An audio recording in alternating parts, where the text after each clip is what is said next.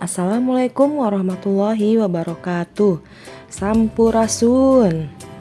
Kumaha barudak kelas 1 daramang mugia aya dina kasehatannya tepang deui sareng Ibu Desi Magdayani di pangajaran bahasa Sunda. Pangajaran dinten ayeuna barudak urang diajar kecap emas.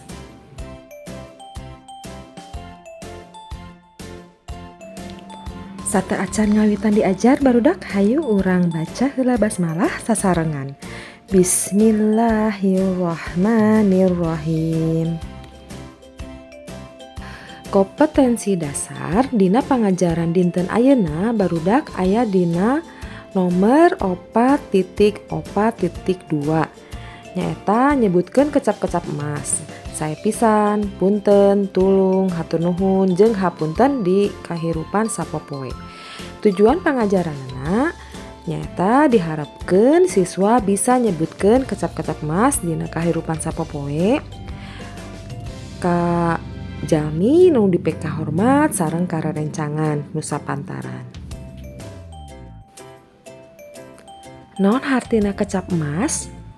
Kecap emas nyaeta kecap anu biasa dipake dina kahirupan sapopoe nu eusina kumaha cara urang paminyarios sareng ngawaler ka batur nu hade.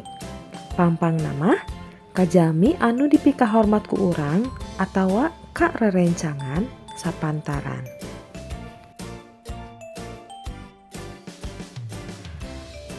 Naon wae kecap-kecap emas teh?